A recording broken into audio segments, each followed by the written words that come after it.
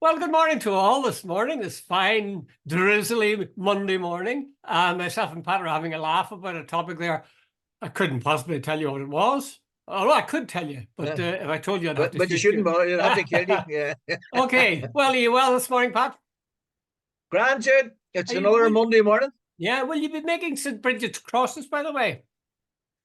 If I knew how to, I might consider it.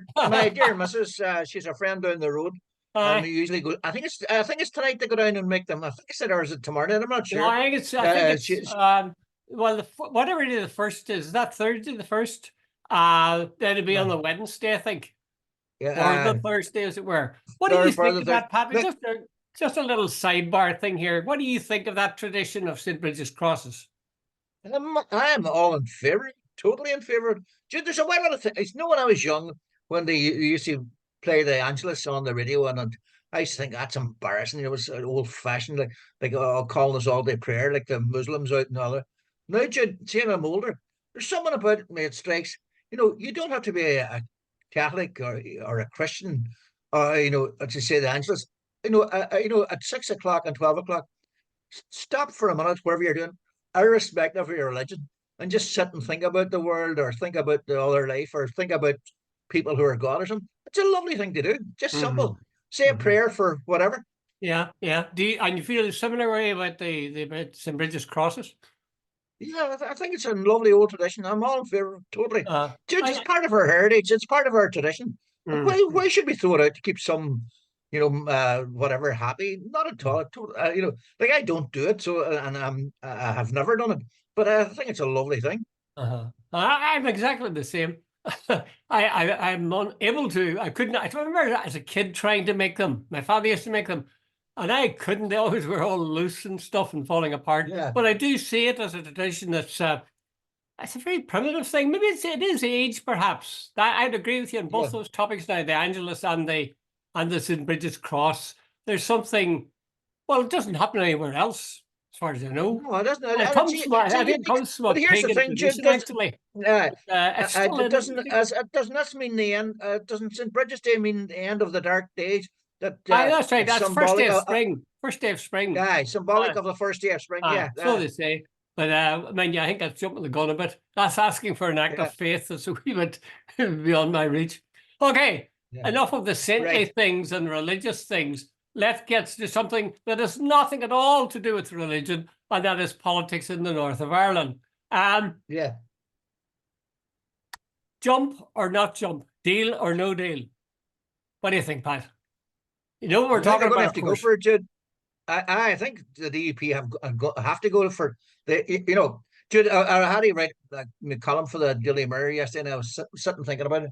Jude, Sir Geoffrey might be an experienced politician, but an experience. And remember Nelson Mandela said, "You always leave the other guy enough room to wriggle out." Right, Geoffrey painted himself into a corner. Right, he came out with these 7 tests for the British government on the Windsor framework, where he stated unless they got these 7 tests were met, the Hmm.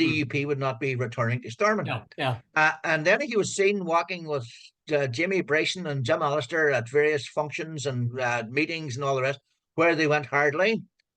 Should anyone with a political brain would have said the chances of the British government renegotiating with the EU after getting the Windsor framework done is about nil. They can't change a whole lot of things. Rishi Sunak, if he went back to the EU, would be absolutely reigniting the infighting within the Tory party. He's going to piss off totally the EU, 550 million people, and so on, so on. So when you look at it sort of realistically, who's he going to piss off? A couple of 100,000 unions in Northern Ireland, or 550 million people in the EU, or his own party back at Westminster? Yeah. And answers on a postcard for number C or number one. So, like, bottom line of it all, Jude, I think Sir Geoffrey made a serious tactical error. But anyway, to finish the point, he is now in a situation, Jude, where the British government isn't going to move. They've offered him what, 3.5 billion for as a to use your term. I love your term, a fig leaf. But I know for certain things. They have also said they were going to screen any legislation about in the future about divergence in regard to trade from the EU. That's a soft open. It's a promise You know, was it you said it was And any the Tories significant keep their diversion? promise, don't they? They always do. And we know, and various other things. And the only thing about it, Jude, unless there is something now, maybe that on the next day or so, that Heaton Harris, comes out with a real sweetener. Yeah, I think we all understand what's going to happen. But the bottom line is, Jude, what's the alternative for the DUP if they don't There, accept this? there is no alternative. I think it was Pierce Doherty that had a quotation in the Irish Times today where he said they should absolutely, speaking of the DUP, they should absolutely jump, but the British government needs to stop facilitating them. They've told us that the negotiations are over and they need to get back in the assembly. There's nothing more to talk about. Now, it seemed quite cut and dry when we last spoke, Pat, that there was going to be an executive meeting tonight in an unknown location, and Venue, that a secure venue. that they were going to come up with a vote, whether they go back or not, and the chances were they would go back. Yeah. The worry was that they might just get 7-5, and that would leave an awful lot of disaffected people. Yeah. Now they seem to be pulling away from that a little bit. I was listening to a bit of Nolan this morning, and they seem to be suggesting that maybe it isn't the executive that's meeting tonight. Maybe it's just some DUP people. However, I noticed that were four splendid people: Jim Allister, Kate Hoey, Ben Roy, Habib, Ben Habib, and and what they Jamie describe Bryson. as loyalist activist Jamie Bryson. Jimmy Bryson have produced a paper with the title "No Deal is Better Than a Bad Deal," and I think Jimmy went back over it and checked it for the spelling after they'd done it, and that will be published in advance of this meeting tonight. It'll be interesting to see that. I heard Alistair on Nolan this morning, and I mean, he was singing his own song. And, I'll be honest, he has a point. He was saying, that Jeffrey had 7 tests, and they're not going to be met. And yet they'll have to go back in, or he's talking about going back in. He's saying that the fact that the North is part of the EU in terms of economic activity and the rest of the UK isn't, that's a breach. It's an economic United Ireland, and that tends to be. I tend to agree with him on that. Although, you could have your backstop, if you like, of they have to have a vote, a referendum, a border poll. I think sometimes it's a good idea to judge the quality of your loyalties by the people that are opposed to you. And I would say, if I was pushing for something and I had my opponents were Jim Allister, Kate Hoey, Ben Habib, and Jimmy Bryson, I'd feel pretty comfortable. I'd feel pretty I think comfortable so. that I'd made the right decision. Dude, no, there does seem to be a bit of confusion. Apparently, the email was sent out on Friday to 130 executive members. Yeah. Now but that's different from the board, as Oh, you right. well Yes, know. yes. So right, the executive members can come to the meeting tonight in a secure location, which I thought was, like, do they need protection or something? Anyway, there's going to be a meeting somewhere, probably in round about Ballymena somewhere, or Portadown. Anyway, Yeah. that's the first thing, and that's the executive, and there's apparently 130 people on the executive. But here's the rub. What's the purpose of Only that the meeting, officer, Pat, what's the say purpose of again, that meeting? to give a detailed update on all aspects of the deal, right? Well, I presume they have. Sir Jeffrey said last week there were people talking about a deal. I know he has opponents and who didn't even know the detail of it. Yeah. So I presume that a lot of this has been kept under wraps. Now, maybe there's a couple of sweeteners for the DUP in this. I just don't know. But anyway, the bottom line of it all is only the officer board of the DUP can say yay or nay. And now the officer board, what he called it, there are people like Sir Geoffrey, Gavin Robinson, who else? Lord Morrow, Mervyn Story, Sammy Wilson. So, Jude, apparently, a lot of the sort of inside track people are saying it's 7-5. That Edwin Poots, by the way, apparently is for it. Gregory Campbell, who's also on the board, has stayed remarkably quiet, which suggests to me that he might be voting in Thinks favour he of it. towards it, So, yeah. right, 7-5. Right. The other thing about it, you mentioned the four horsemen of the apocalypse. Apocalypse. Why, Jude, how I dare wrote you it down say because Kate Foley is a woman? 3 but anyway, horsemen and a woman. Hey, Yeah. Jude, I love this. I wrote it down. It was so good. I read it. They issued a statement, and obviously these people don't do irony. Here, let me read this. But the perversion of a constitutional and unconstitutional obscenity of a partitionist border in the Irish Sea will be given permanency if the DUP agrees a return to Stormont. Let me read that bit again. The perversion and the constitutional obscenity of a partitionist border.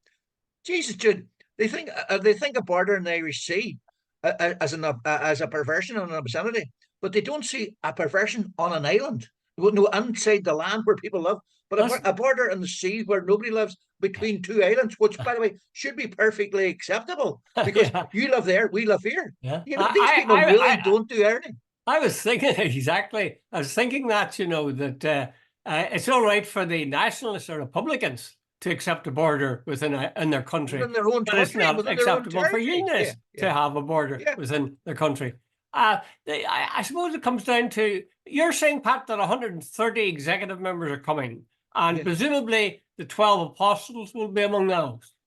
Now, the 12 yeah. apostles, are they the people that do the vote? They're the people. They have the people who have the say, yay or nay. It's only the officer board can say yay Wow. or nay. The other ones are consulted. The Hmm. decision makers are the 12 apostles. Well, I was thinking if Jeffrey Donaldson doesn't intend to come to a decision, probably to go back, that he's been very foolish because as things go, we say we're giving out about the DUP and saying, oh, they're staying out and they're making things difficult for us. But then you have at intervals, they come together and they say, oh, God, he's going to make a deal. He's going to make it. He's going to go in. He's going to go in. And then Yeah, falls flat again. Now, he would have been better to keep the thing just trundling along quietly on the bottom of the ocean rather than raising people's hopes and saying, oh, everything's going to work out. It looks like we're going to get in. No. So every time he disappoints people, I think that deepens their disaffection even more. yeah. Somebody said at a discussion, I think they've got a point. No matter what way Joffrey plays this, he's got a really split party. Absolutely. And Yeah, unionism is split seriously. Now, you could say that Jim Allister is only a one-man party, but at the same time, he's a constant mm, thorn in their flesh, and it's hard to reject what he says. That yeah. Jeffrey said that he would go back in only when the 7 needs were met, and those are not going to be met. Yeah. I hope he does it. I really hope he does it. As Pierce Well, Doherty and Judy, everyone. here's the thing. There's two or three factors. Right. First of all, before Christmas, Chris Heaton Harris said the talks were over. That's it. Yeah, No more discussions. Basically, he said the furniture is now in the room. You yeah. can discuss, moving it about, but there's no more furniture coming Hmm. in. So that was number. Secondly, when he remember the deadline was what sometime in January there. Yes. Uh, a lot of people thought Heaton Harris was going to extend it until the for a year. He only extended the deadline for devolution return was 8th of February. Mhm. So obviously the British government are sort of saying, right, they're now playing hardball. They have said, right, the talks are over. Here's the deadline for return.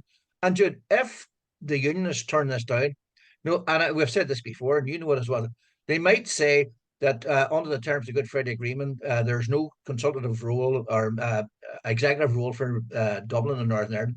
But Jude, now that the majority population is nationalist, that the top party is Sinn Féin, that the designated First Minister should return is Michelle O'Neill.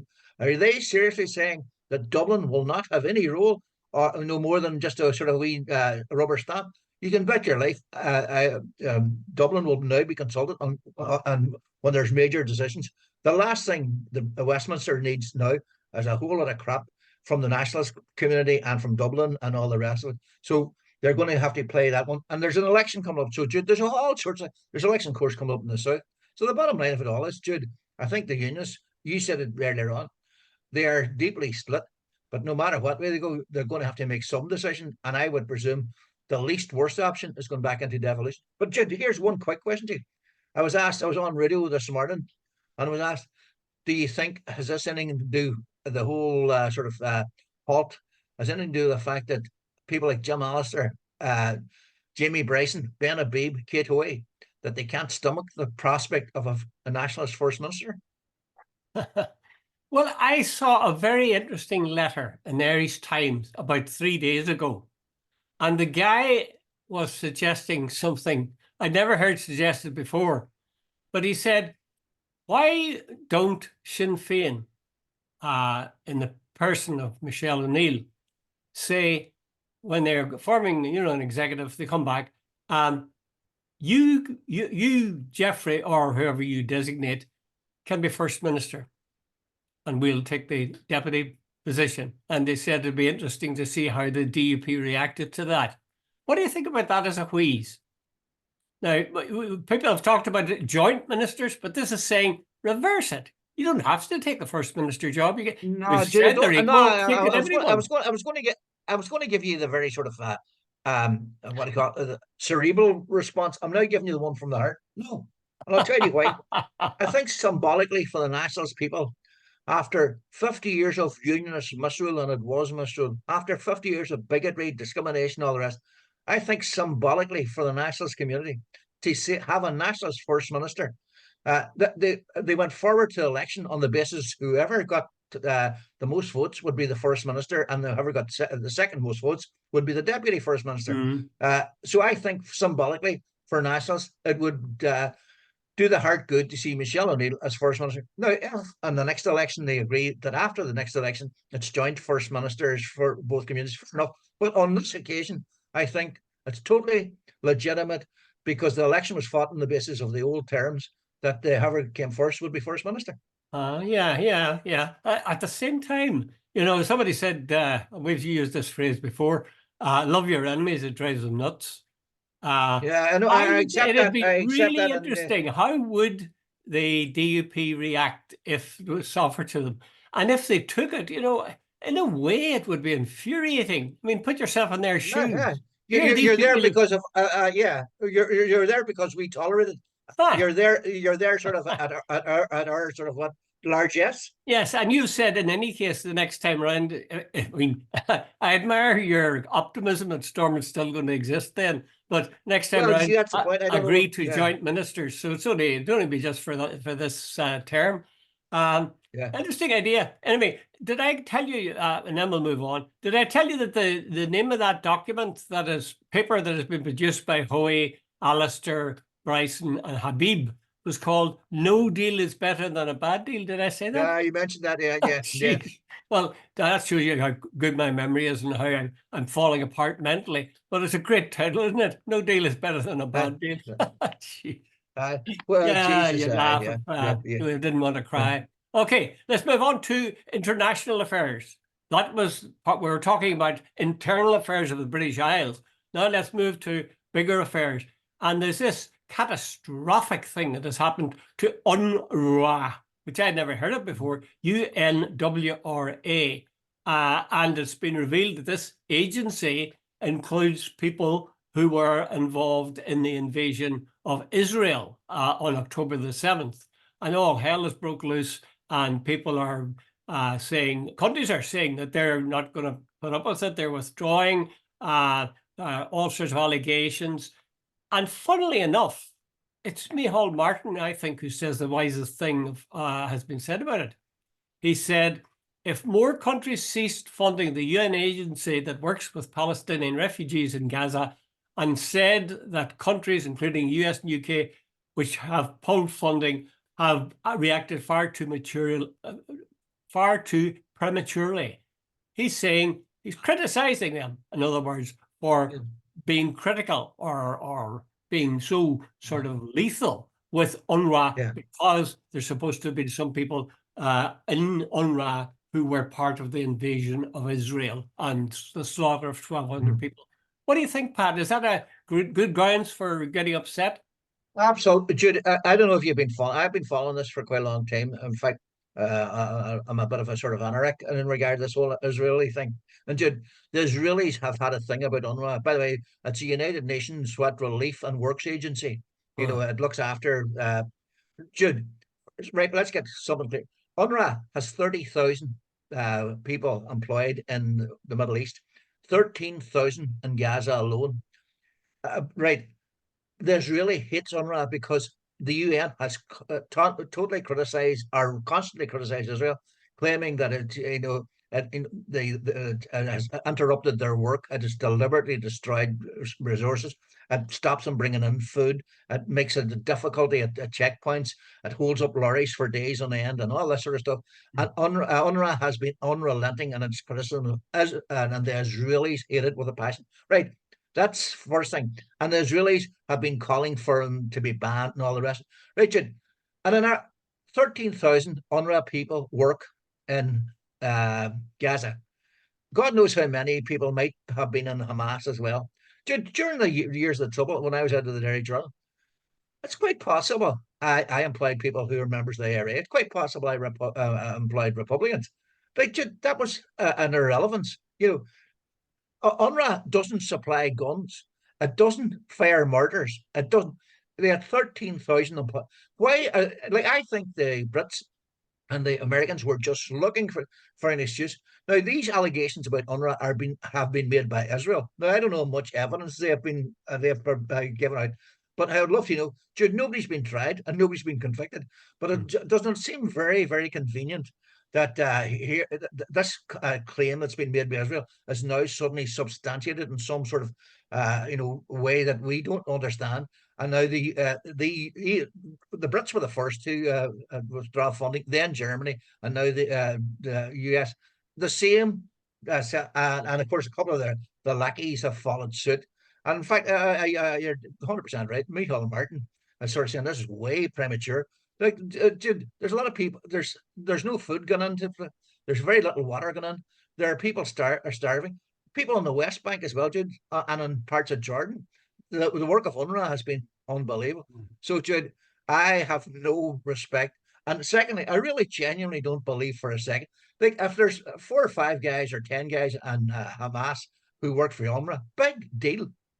I would nearly expect that's nearly inevitable if there's 13,000 workers in Gaza that some of them will be members of Hamas. That's nearly inevitable. Why do you think Israel has drawn attention to this? Because it wants to discredit UNRWA. UNRWA has been a massive critic of Israel. It's the UN. Guterres has also had a massive big. He's had a real go at the Secretary General of the UN. He's had a big go at Israel on several times. They're trying to discredit. Jude, as far as I can see, Israel now, ICJ is anti-Semitic. What do you call it? The Amnesty International is anti-Semitic. The Red Cross is anti-Semitic. Human Rights Watch is anti-Semitic. B'Tselem, the Jewish organization, is anti-Semitic. Everybody is anti-Semitic and lying. The only people telling the truth are the Israelis and the Americans. Yeah. That's the reality of it now. Well, I think I agree with what you're saying, but I think that what the main reason that Israel has made this charge is simple distraction. Because everybody's talking about the thousands upon thousands of Gaza, people in Gaza being destroyed, being just human refuse rather than refuge. And now we're talking about that. You and I spent the last 10 minutes talking about that and not talking about the slaughter Israel is inflicting. So it pays them to draw attention to people who might have been involved in a day. What were they involved in? Oh, yes, the slaughter of 1,200 Israelis. So it's in their interests that the world thinks about what happened on October the 7th. It's not in their interest that the world thinks about and talks about the situation. You're 100% right there, Jude. And then as well, is that the last thing, the South African judgment as well? Sort of muddy the waters there as well. Yeah. It's about why on earth, Pat, you're a smart man. Why would the US and the UK so quickly withdraw from UNRWA or pull the funding they have? Why? Dude, apparently 80% of Democrat supporters are now saying that they want a ceasefire. I can't remember the other figures. 50% of this is Democrats now, not Republicans, think that Israel is committing genocide. Joe Biden is under serious pressure from within his own party for his unshakable, 100% behind Israel. So this might be throwing a bit of red meat to these people. Say, look, we were right all along. Israel has got a point here. Their enemies all around them, and Unwra, one of the people who you people believe that about Israel, that has criticized Israel. Look, there's some of their employees have been involved in this attack. That undermines the UN. It undermines all the rest of it. And so, as you say, it could be a very simple distraction technique to give them a bit of more time.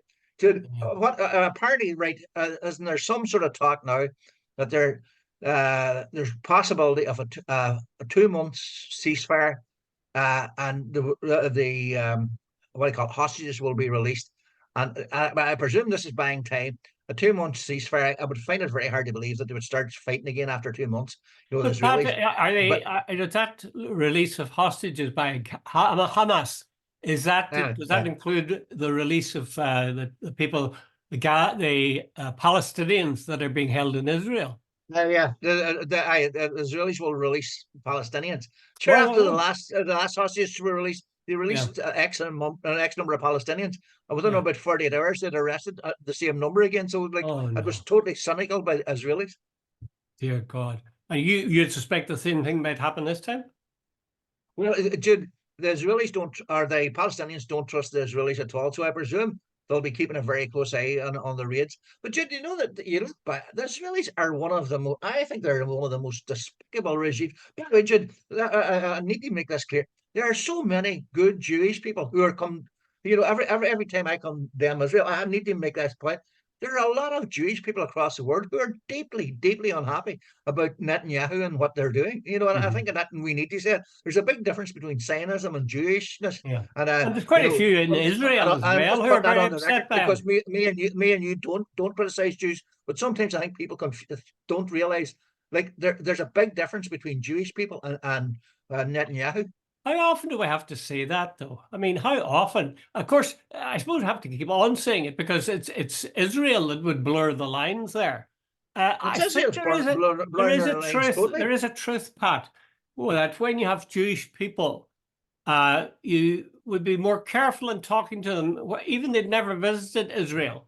You'd be Yeah, more careful yeah, talking to them about the situation in Gaza than if they were a non-Jewish person, because absolutely, most Jewish people probably have some sneaking or maybe very fervent regard for Israel, but absolutely, and rightly so. there are Jews who are passionately against what Israel is doing and has been doing for the last along 70 years. My missus Jude 10 minutes ago, before or 10 minutes ago, before about 10 minutes before me and you came on air, she says, "Listen, this it's a Holocaust survivor." He said he was deeply. He says the what is it, the Nazis made him scared to be a Jew. He says Israel makes him ashamed to be a Jew. Uh, So, like, uh, yeah, uh, uh, oh, it's well, in some ways, like some people say Hamas did what they did in order to, it's like bursting a boil, yeah, rather than live with the misery of it.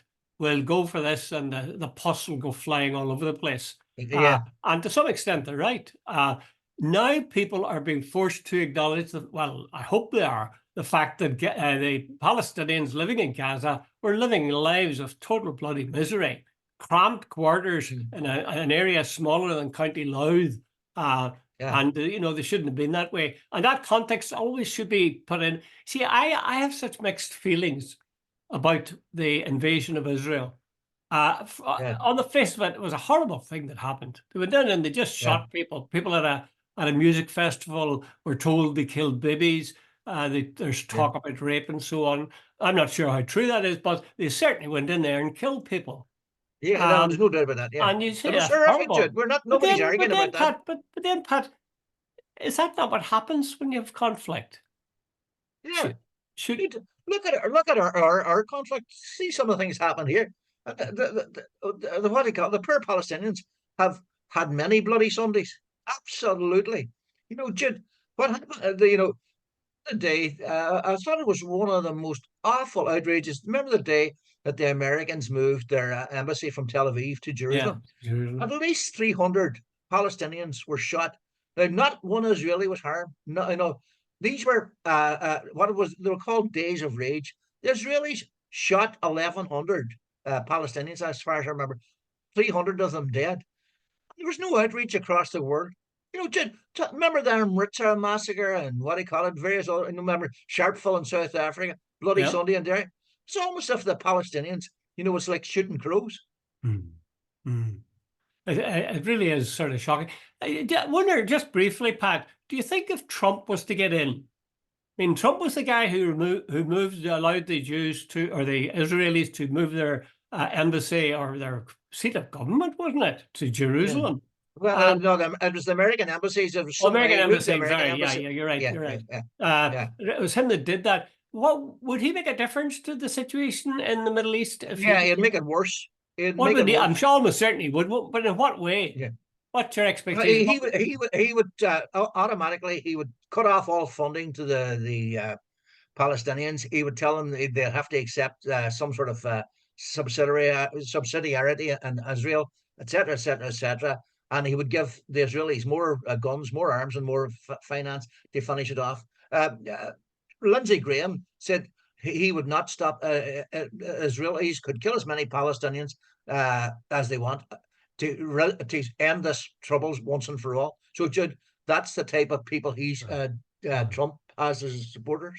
Would you favor, like, one of the other things he said was that within 48 hours he would have moved away from Ukraine.